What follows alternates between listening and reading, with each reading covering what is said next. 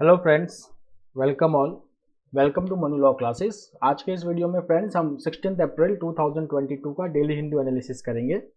And today I am also going to discuss one very interesting fact related to Jerusalem कि Jerusalem Israel का capital है या नहीं, और अगर है तो कब बना था जेरूसलम कैपिटल, और जेरूसलम की हिस्ट्री आफ्टर 1948 क्या रही है, क्या वॉर लड़ा गया है इसके लिए। क्योंकि आज का जो एक न्यूज़ है about the Al Aqsa mosque, so we will study because this news of Al-Aqsa it comes almost after few months there is a violence over there. So अब आज हम थोड़ा सा एक background भी लेंगे about that issue, Jerusalem issue. After that we will study about the balance of payment crisis going on in Sri Lanka. आज के एक editorial बहुत ही important editorial है about the IMF bailout package for Sri Lanka. What are going to be the impact of that on Sri Lankan economy, Sri Lankan society, what was the cause of this balance of payment crisis।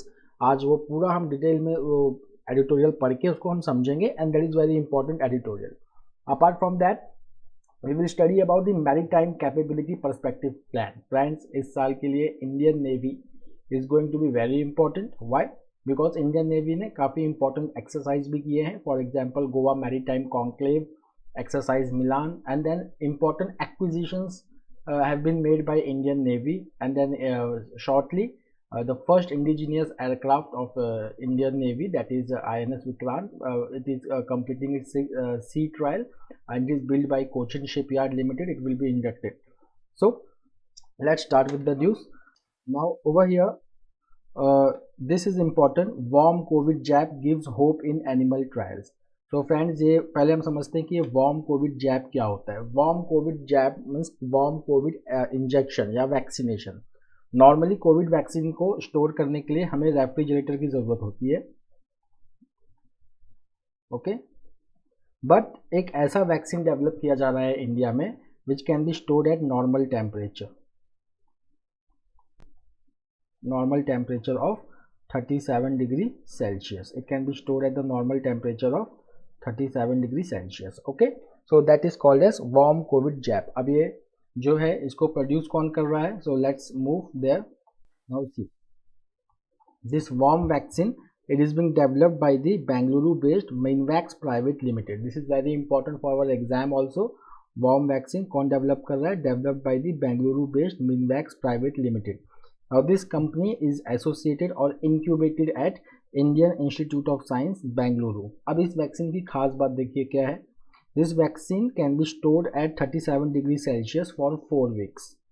और अगर हम इसको 100 degree Celsius पे रखना चाहते हैं तो 100 degree Celsius पे it can be stored for 90 minutes.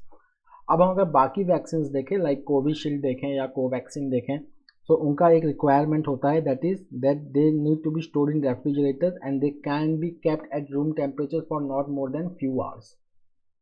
अब इससे हमें बेनिफिट क्या मिलेगा? इससे हमें बेनिफिट दो जगह पे मिलेगा, स्टोरेज एंड ट्रांसपोर्टेशन कॉस्ट में, okay. So the storage and transportation cost and requirement of cold chain infrastructure will significantly reduce for storing the COVID-19 vaccine. Now friends, एक और भी COVID-19 से related information यहीं पे ले लेते हैं about the XC variant. So this XC variant, it is the part of Omicron variant. Okay. अब ओमिक्रॉन वेरिएंट जैसा कि हम जानते हैं B.1.1.529, this was first reported to WHO from South Africa, from Gauteng province of South Africa. And this XE variant जो है वो Omicron का ही जो है म्यूटेटेड वेरिएंट है। So XE variant is the outcome of mixture of two variant, you can say. एक है आपका BA.1, दूसरा है आपका BA.2। This BA.1 and BA.2, these are the different lineages of Omicron, okay. Now अब यहाँ पे हम अगर नॉर्थ इंडिया की बात करें तो experts they are giving caution, they are saying that cases में rise in north India and social gatherings and this people who are refusing to wear the mask, it can lead to spread of new variant, क्योंकि और भी mutation हो सकता है इसी virus का, and then we can have new variants related to Omicron, and then we can also have some combination of different variants, okay। तो अगर हम यहाँ पे अगर देखें, this paragraph is important for us, that COVID's XE variant has gained prominence in the last few weeks and the complete details for the new variant are yet unknown, but इतना पता है कि इसकी जो ट्रांसमिसिबिलिटी है वो बहुत ज़्यादा है। इंडिया में खास करके जो दो वेरिएंट जो एमर्ज हो रहे हैं in Delhi NCR and Maharashtra, these are XE variant and then B8.2। इनकी खास बात क्या है, that they have a very high degree of transmissibility. Okay. The next is Navy accelerates indigenization efforts, focus is on weapons and aviation items. Indigenization का मतलब domestic manufacturing कि जो हमें जो नेवी की रिक्वायरमेंट है उसकी जो मैन्युफैक्चरिंग होगी वो हमारे देश में ही होगी। So this is going to significantly reduce the import और dependence on foreign country for our defence need. अब इंडियन नेवी जो है it looks as a net security provider in the Indian ocean region. तो यहाँ पर हम देखेंगे ये फोटो जो है, it is the indigenous aircraft carrier Vikrant which is going under sea trials near Kochi. Now this indigenous aircraft carrier it is being build by Cochin Shipyard Limited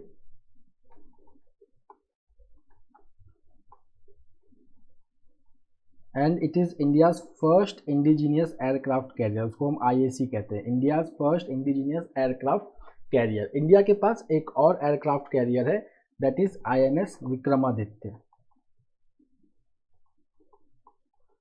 now INS Vikramaditya, एक question आता है क्या ये इंडिजीनियस है, was it made in India?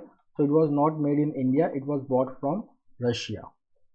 Okay, so INS Vikrant, this is going to be India's first indigenous aircraft carrier.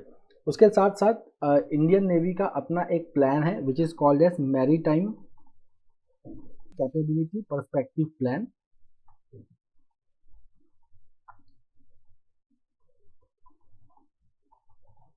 इस plan के अंदर Indian navy wants to become 200 ship strong force by 2027.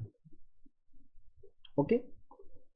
Now इसके अंदर Indian navy का अपना एक indigenisation plan है from 2015 to 2030। इसका पूरा नाम है Indian navy indigenisation plan and INIP 2015 to 2030. It was formulated in 2014. Now the objective of this plan is to enable indigenization or indigenous development of equipment and systems which are required by Indian Navy.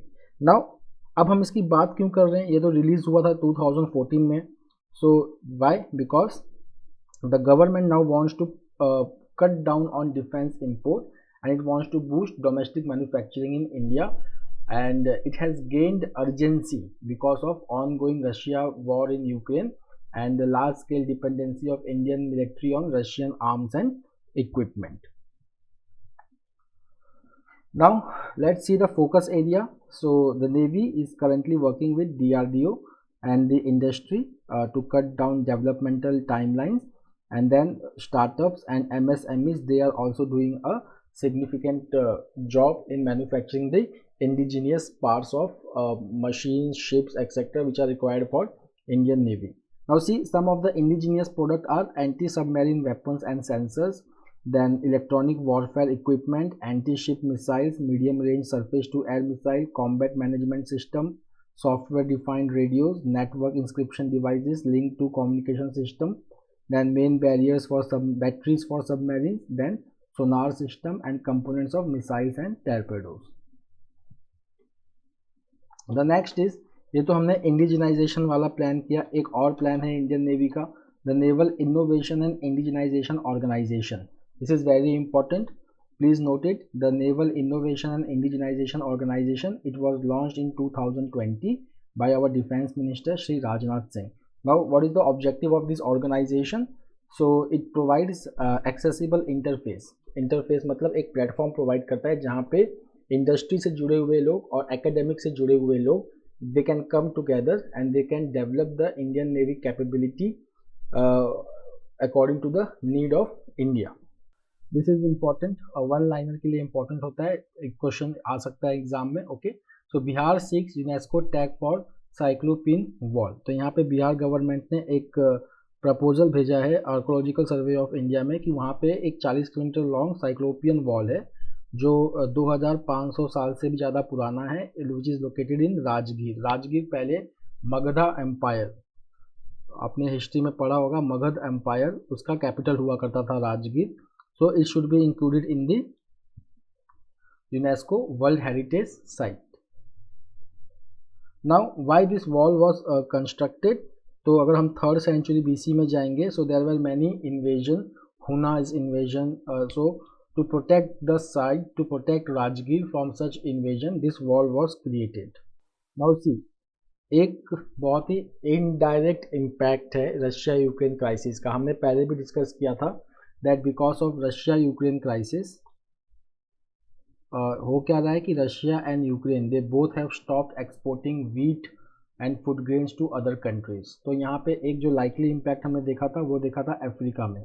हमने last week एक editorial भी किया था related to world food programme, where the world food programme is coordinating with India for supplying 50,000 tons of wheat to Afghanistan. उसी article में ये भी discuss किया गया था कि ये रशिया यूक्रेन क्राइसिस के वजह से दो चीज़ें हुई हैं.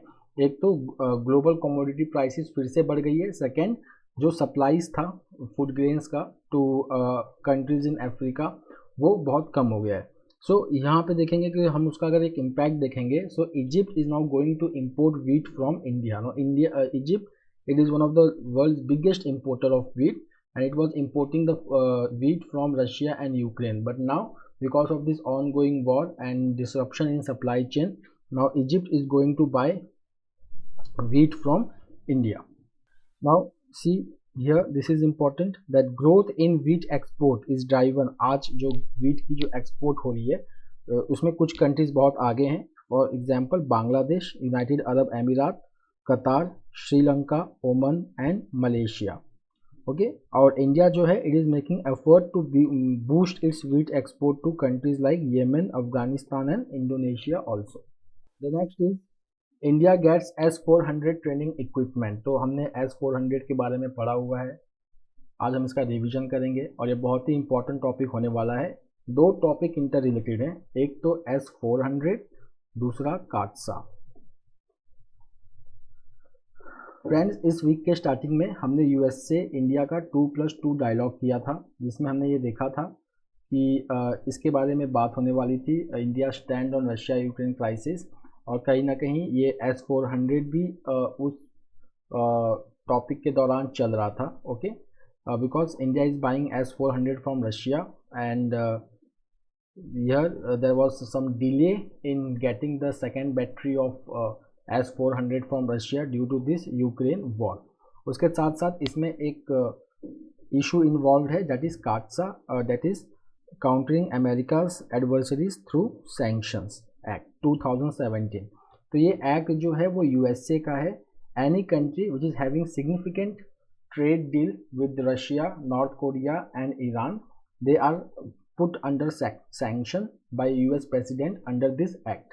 काटसा जो है वो पहले से ही टर्की के ऊपर लग चुका है for buying S-400 missile. India has also bought this S-400 missile, but काटसा was not imposed on India. So if you will just see S-400, so it is a air defense system and India has bought this. The first delivery took place in last December, that is December 2021, and 5 of which were contracted from Russia under a $5.43 billion deal which was signed in October 2018.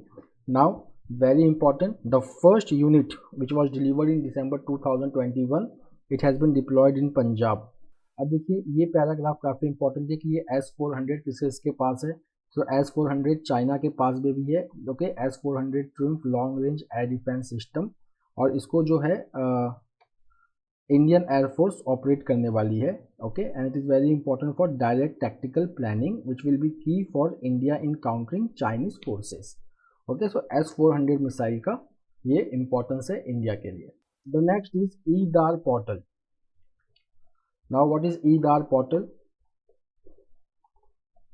This is very important, EDAR portal. So there is a web portal which has been launched by the Union Ministry of Roads, Transport and Highway. The full form is E-Detailed Accident Report. Okay, now this EDAR portal, it will have the digitalized detailed accident report of the victim which will be uploaded on the portal for easy access. अब this EDAR portal, it is going to help for quick compensation for for anyone who has met accident, and जो उनके जो insurance claims होते हैं उनको फटाफट dispose करने के लिए, कि ताकि फैमिली को फटाफट रिलीफ मिले। The next is about this issue. 150 hurt in clashes as Israel police raid Al-Aqsa Mosque. So this is Al-Aqsa Mosque. पहले तो आप ये समझ लीजिए, दो चीज़ें हैं। देखिए जेरूसलम जो है, यहाँ पे 3 रिलीजन के होली साइट्स हैं, ठीक है। एक तो जुडाइज्म का, जीविश पीपल, फिर क्रिश्चियनिटी का, एंड देन मुस्लिम्स। तो यहाँ पे अल अक्सा मॉस्क भी है। फिर यहाँ पे जो क्रिश्चियंस के लिए होली प्लेसेस होते हैं और जो जुडाइज्म के लिए होली प्लेसेस होती हैं वो भी यहाँ पे हैं। Okay, so because of this city is always in a conflict between Israel and Palestines. Okay, तो अगर हम जेरूसलम की हिस्ट्री देखें, ठीक है, तो Jerusalem is divided into west and east. तो जब इजराइल स्टेट बना था somewhere in 1948, so this West Jerusalem was with Israel and the East Jerusalem was with Jordan. And then in 1967 there was a 6-day war. इस 6-day war के बाद Israel ने बहुत सारे एरिया को एनेक्स किया, जैसे Golan Heights, West Bank etcetera. उसमें से एक एरिया जो एनेक्स हुआ वो था east Jerusalem. So Israel annexed east Jerusalem from Jordan in 1967. After that there was Jerusalem law which was passed in 1980, which declared Jerusalem as the capital of Israel. Okay, means the complete Jerusalem including east and west. अब now this is the conflict between Israel and Palestine. अब यहाँ पे जो problem ये है कि अल Aqsa mosque जो है, which is the third holiest mosque और third holiest place in Islam, वो अब ईस्ट जेरूसलम में आता है, ठीक है। और यहाँ पे पहले भी वायलेंस हो चुका है, when Palestinians they were injured in clashes, तो ये पहले भी हो चुका है। So sometimes what happens that this can lead to a broad based conflict between Israel and Palestine. अब देखिए, this is very important. Now see, the Al-Aqsa compound sits atop the old city plateau of East Jerusalem. तो Al-Aqsa mosque कहाँ पे है? East Jerusalem में है। Now which was captured by Israel in 1967 war. Now इसको और नाम से क्या बुलाया जाता है? That is Al-Haram Al-Sharif or the Noble Sanctuary. And for to Jews, there is a temple mount located on this area.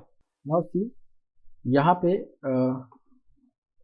Al-Aqsa mask के बारे में इंफॉर्मेशन है। ये बहुत कम टाइम, बहुत ही रेयरली होता है कि न्यूज़पेपर में ये इंफॉर्मेशन है, तो दिस इज़ इम्पॉर्टेंट। जो जॉर्डन है, ठीक है ना, जहाँ पे हाशिमाइट मोनार्ची रूल करती है, now Jordan is the custodian of Muslim and Christian centuries in east Jerusalem. Okay, now Israel recognise this Hashemite role as custodian of this Al-Aqsa Mosque as the part of two countries 1994 peace treaty. तो 1994 में एक peace treaty था जहाँ पे Israel ने recognize किया Jordan's role as custodian of Al-Aqsa Mosque. The next is Nepal running low on foreign exchange reserve. तो एक तो हम foreign exchange reserve से related श्रीलंका का न्यूज़ कर ही रहे हैं। ओके, श्रीलंकन न्यूज़ ना। जो दूसरा न्यूज़ जो इम्पोर्टेंट, अब देखिए नेपाल में क्या हो गया, ठीक है। So the thing is that nothing is different from Sri Lanka. अगर आप नेपाल और श्रीलंका को कंपेयर करें तो यहाँ पे भी टूरिज़्म और कोविड-19 ने भी बहुत ज़्यादा रोल प्ले किया है फॉरेन एक्सचेंज रिजर्व को कम करने में, ठीक है। साथ साथ में after this rise of global commodity prices, rise in crude oil prices, this has also led to be very low foreign exchange reserve, which leads to balance of payment crisis. Now the balance of payment crisis, अगर हम simply इसको समझें तो it is like the country does not have enough dollar to pay its import. अब देखिए नेपाल में भी same चल रहा है। अगर ये फर्स्ट पैराग्राफ आप पढ़ेंगे तो आपको आइडिया लग जाएगा कि that Nepal is running low on foreign currency reserves which is needed to import medicines, oil products, cars and a range of other items, and it will run out of its forex reserve within 7 months if the things do not improve. Okay, अब देखिए what are the reasons. तो अगर हम यहाँ पे देखेंगे इस paragraph में, तो नेपाल का जो मेन सोर्स है फॉरेन करेंसी का वो टूरिज्म से आता है। Then remittances from overseas workers and foreign aid, इन सब से आता है। तो अगर हम यहाँ पे अगर देखेंगे कि कोविड-19 के वजह से सबसे पहले पूरे जगह लॉकडाउन लग गया, तो टूरिज़्म बंद हुआ, जो नेपाल के वर्कर्स थे ओवरसीज़ वर्कर्स वो अपने काम को ज्वाइन नहीं कर पाए, तो रेमिटेंसेस नहीं आया, ठीक है। उस वक्त फॉरेन एड भी नहीं आ पाया to Nepal. So this was the reason that why now Nepal is running low on foreign exchange reserve. Now इससे रिलेटेड न्यूज़ क्या है कि इंडिया का फॉरेन एक्सचेंज रिजर्व कितना है। सो फ्यू डेज बैक जो हमारे आरबीआई के गवर्नर हैं शक्तिकांता दास, he had declared that India's foreign exchange reserve is $677 billion. काफ़ी है ये इंडिया के लिए to remain out of this balance of payment crisis. Now India Nepal के बारे में हम थोड़ा सा न्यूज़ लेते हैं। तो देखिए नेपाल के जो प्राइम मिनिस्टर हैं उन्होंने विजिट किया था इंडिया को, and many pacts have been signed over here about the Mahakali project etcetera. So there will be development of hydro electric power. उसके बाद नेपाल ने रिसेंटली एक एग्रीमेंट साइन किया है जिसको कहते हैं MCC। ये एक US का एग्रीमेंट है। So this MCC is called as millennium challenge corporation. ये मिलेनियम चैलेंज कॉरपोरेशन के अंदर US will give the grant of $500 million for building 318 kilometer of transmission line and then maintaining 300 kilometer of east-west highway. This agreement was signed in 2017. Okay. Then there is a Mahakali Treaty of 1966 between India and Nepal. Mahakali Treaty ये 1996 में sign हुआ था। इसके अंदर there will be development of Pancheshwar multipurpose project. Again I am writing Pancheshwar multipurpose project.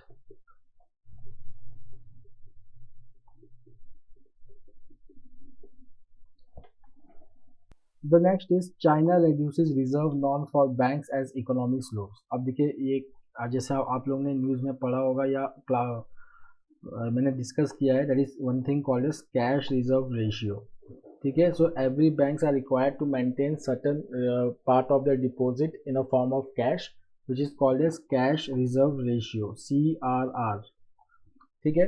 तो अब क्या होता है कि अगर कैश रिजर्व रेशियो बहुत ज़्यादा इंक्रीज कर दिया जाता है बाय द सेंट्रल बैंक, तो व्हाट हैपन्स, द मनी जो है वो इकोनॉमी से बैंक के पास आ जाती है, कि मतलब इकोनॉमी में तब कैश कम हो जाता है। Okay, so cash is less.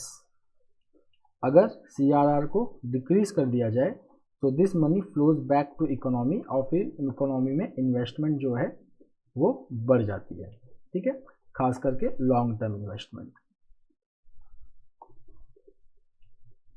अब देखिए यहाँ पे चाइना के सेंट्रल बैंक ने सेम काम किया। चाइना में there is the economy is slowing down, the export is slowing down, then there is कोविड-19 lockdown, because of that there is disruptions. So now what China is doing, China is reducing its cash reserve ratio so that investment in economy में increase. Okay, अब यहाँ पे अगर हम देखेंगे कि जो US का जो सेंट्रल बैंक है, US फेडरल रिजर्व, वो अपने इंटरेस्ट रेट्स को बढ़ा रहा है। ओके, एंड अगर US में अगर इंटरेस्ट रेट बढ़ता है तो क्या हो जाएगा कि चाइना, इंडिया जैसे डेवलपिंग कंट्रीज से जो FIIs है, फॉरेन इन्वेस्टमेंट फंड्स और foreign portfolio investment, they will start leaving India and China and they will start going to USA. Why? क्योंकि USA में इंटरेस्ट रेट ज़्यादा होगा, तो what will happen that investors they will profit in USA more. अगर federal reserve future में अगर अपना yield कम करता है या इंटरेस्ट रेट कम करता है, then this capital will flow towards India and China. अब हम फ्रेंड आते हैं about Sri Lanka stares at bankruptcy और redemption.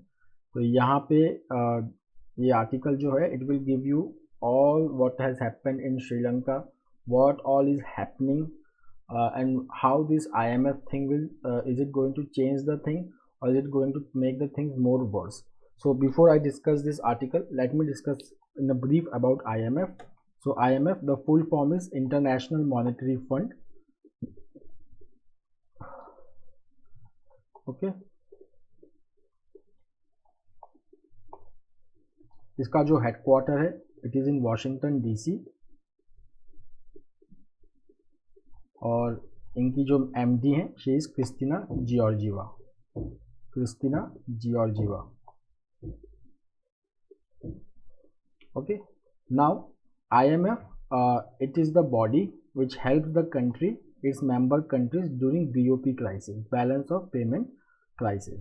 Okay, so the history is that Sri Lanka is going through its worst financial crisis. Okay, and now Sri Lanka has declared a default. Sri Lanka ने declare कर दिया कि now that country does not have money to pay for its import. तो कितने का default declare किया है? That is $51 billion.